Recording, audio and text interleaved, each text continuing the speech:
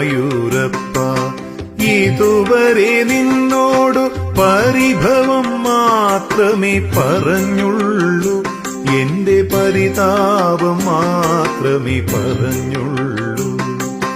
ഗുരുവായൂരപ്പ, ഇതുവരെ നിന്നോടു പരിഭവം മാത്രമേ പറഞ്ഞുള്ളൂ, എന്റെ പരിതാപം മാത്രമേ പറഞ്ഞുള്ളൂ.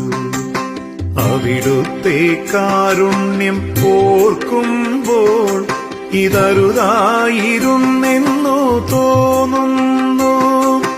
അപരാധം കണ്ണ പൊറുത്താലും എന്റെ അവിവേകം സദയം ക്ഷമിച്ചാലും